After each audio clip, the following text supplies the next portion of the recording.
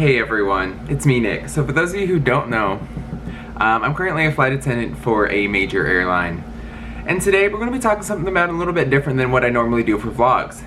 I'm actually going to sit down and have a chat with you guys. So as you know, my company's hiring like 115-ish flight attendants every month for the foreseeable future. That means that's a lot of growth.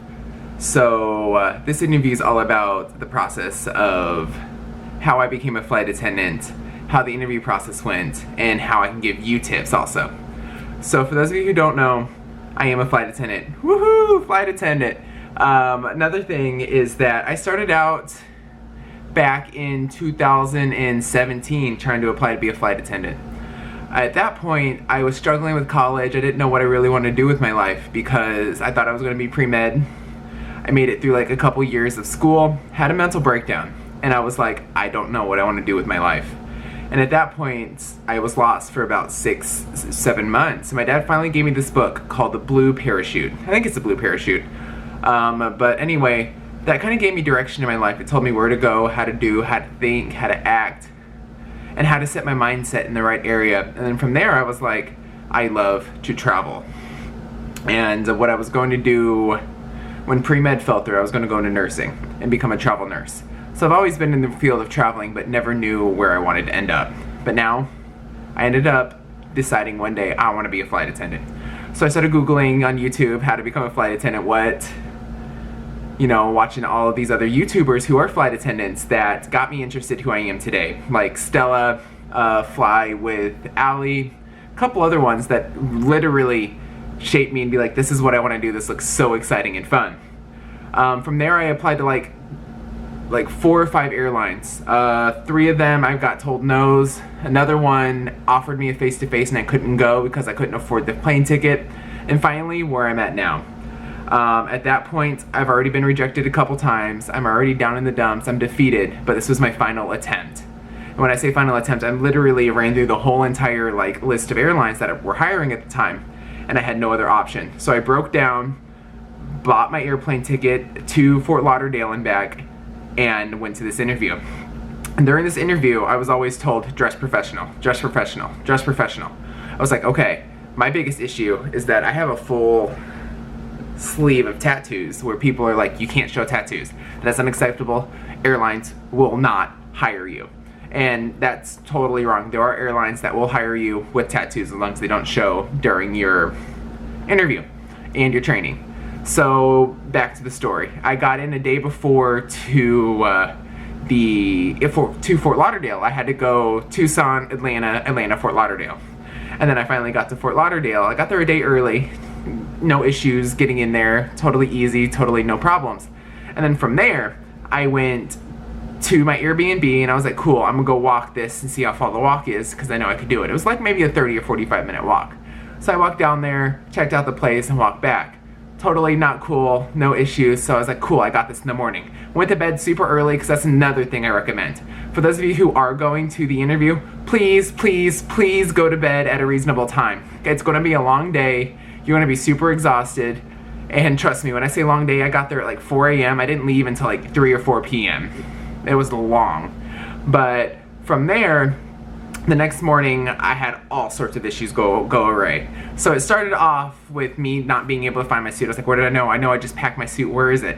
Ended up finding my suit, I stuck it in the closet. I was already tired, it's like 2 in the morning, trying to get ready, trying to get dressed so I can be out that door by like 4 a.m. So anyway, I got dressed, got the suit, got the suit on, everything was fine. I took a deep breath, I reviewed some interview questions, and then I left out the door. And then midway through, I was probably 15 minutes into my walk, I realized, oh crap, I left my wallet back at the Airbnb, so I had to go back. And I was like, okay, no problem, I got this, I'll just Uber it down there. So I rushed as much as I could to get back to the Airbnb, where I got my wallet. And then I Ubered it down there. At that point, I was like number 100 and something in line. There was already 100 people ahead of me. Because the way my company does their interviews is I wouldn't say a cattle call, but there's 500-600 people at this interview. And that you have to get in line super early. The interview I think started at 7. I got there at 5:36 so I could, hang around, talk to the other flight attendants. Because that is another big deal. is make sure you socialize, make sure you're happy, you're smart, that you show that you're confident, because confidence is key, even from like the very, very, very beginning. You have to make sure that you're confident walking in. Introduce yourself, say, hello, my name is Nick, how are you? Where are you from? What do you like to do? Are you a flight attendant before? So, smile, because you have some pretty teeth. Show them off, because when you're flying, you're smiling a lot. It's like, hello, good morning, how are you? But anyway, I got in line at like 5:30. I chit-chatted with everyone near me in line so I wouldn't lose my spot. And then the interview comes. And I did my research with the company. My company, there was a lot of questions on Glassdoor that I was allowed to look up. So if you do know, please check out Glassdoor, because Glassdoor was a lifesaver when it came to asking interview questions. So I kind of knew how the interview was going to go. I got in, they did the PowerPoint, they introduced themselves, told them what the company was about, how was it, how was everything, which is really, really cool. And then from there, they broke us off into groups based on like our name tag had little colors on it. I think I was like blue, like 23 or something. But anyway, I went to the blue group, and then from there, we had the dreaded fishbowl question.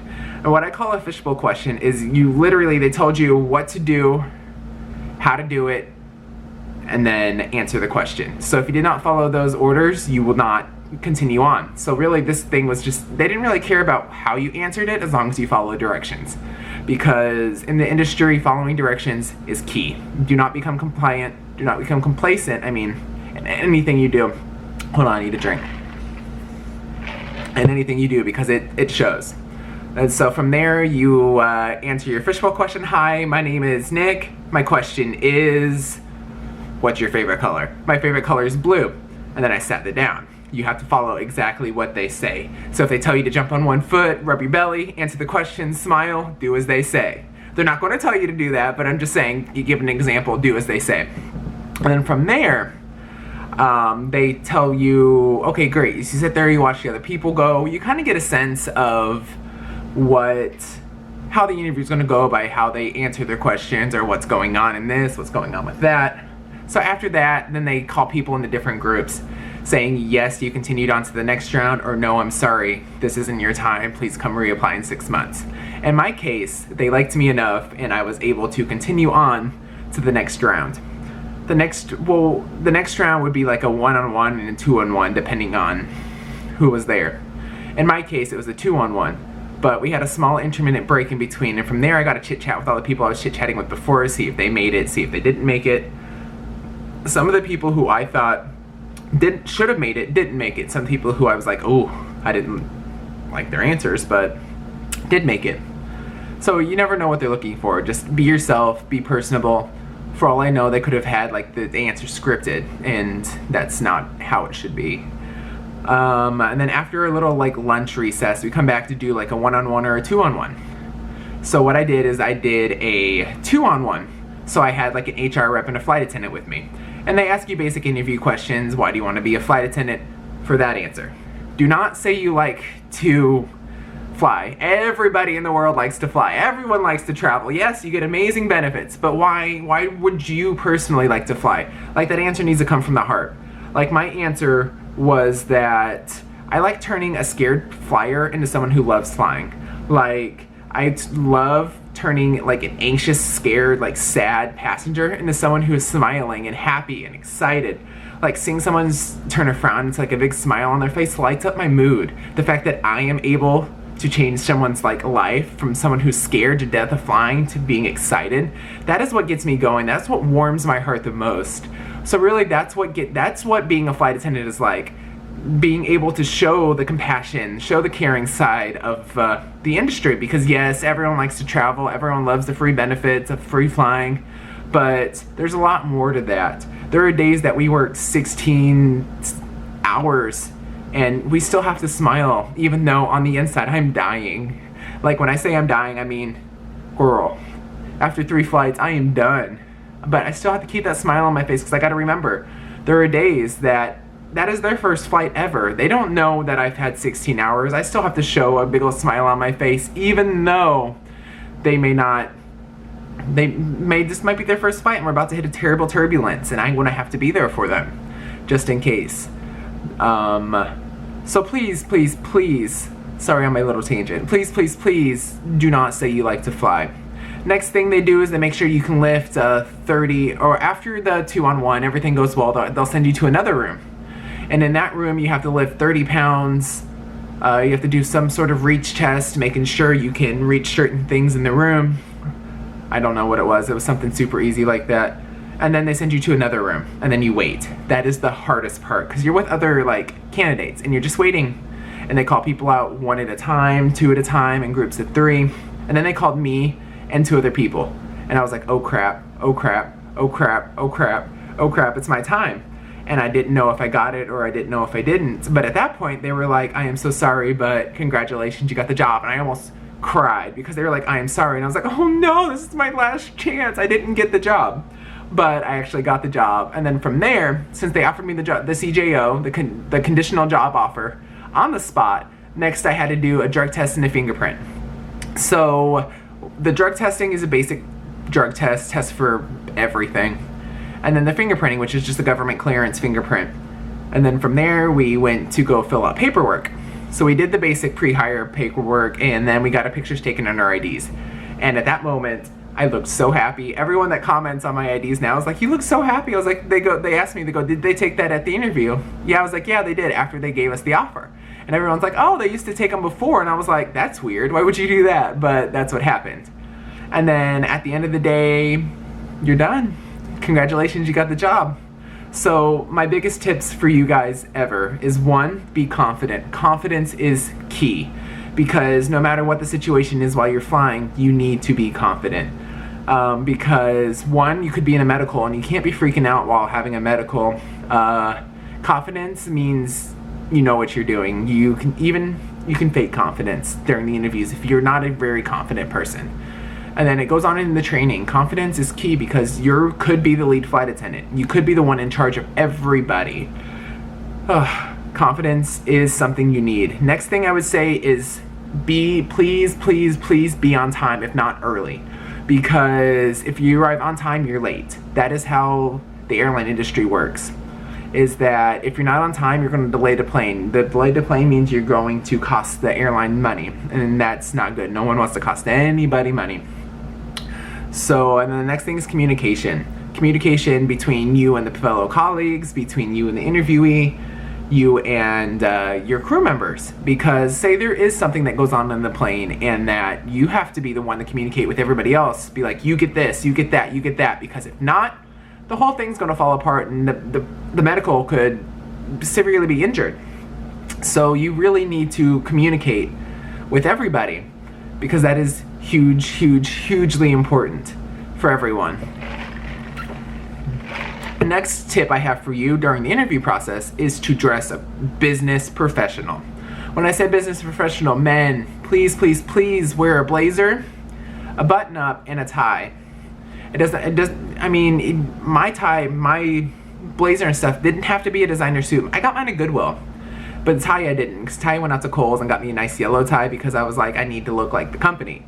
I had my little stuff that stands out for me. Ladies, same thing, business professional, button-up shirt, skirt, make sure the skirt's not too short, a dress. You can wear a scarf if you'd like. I personally don't like scarves, but at least on the woman, because it makes you seem like too costumey. But that's just a personal preference, not... There's many girls who've rocked it with like dress, a skirt, not a dress, I'm sorry, a dress, some pearls, or a scarf, some bright red lipstick, pearl earrings. It's whatever makes you feel comfortable. But please, no stripper heels. Make sure the heels look appropriate. Same thing if you're wearing flats. Black is always professional, but do whatever matches your dress. Men, same thing, clean shaven, fresh face. Please shower, wear deodorant. It's going to be a long day. Next thing is I would recommend bringing a snack, because it is going to be a long day and you don't have a lot of time between what you're doing. So if anything possible, bring something to snack on, especially if you know you have low blood sugar, because we don't want you passing out during the interview process, because that would be no fun for anybody. It'd be a story, but it wouldn't be any fun. And last thing, guys, be yourself, because one thing is that they're going to know if you script an answer, that you've done all your research, you know why you want to work for this company, this is the great company to work for, blah, blah, blah, blah, blah, blah, blah, blah, blah. But But if it's super scripted and it sounds like you're just reading off a card, they know you're not going to be genuine. So the best thing to do is just be yourself. Be yourself. I will dig that into you if that's the last thing I do, because they're hiring you because they've seen you throughout all the interview processes. It could have been through just your application, could have been your application, your video interview, it could have been the assessment. They like you for you, and from there they know what they're getting themselves into. So there is something about you that you shine because they chose you over thousands and thousands and thousands and thousands of candidates. So remember that. They like you for you. They don't like you because you scripted an answer. Oh, I went to Yale. Who cares? They like you because of you. Yes, there's going to be people beside you who have all of these things that you think are so much better. But trust me, you're there for a reason. They like you because they like you. And that's about it for my tips. I'm just going to tell you one more thing, guys, is that relax. Calm down. Let's take a deep breath together. You did it. Congratulations, you made it to the face-to-face interview. Do not stress. I promise everything will be okay. You're going to get your CJO. Thanks guys for watching, and I hope to talk to you again soon. Bye.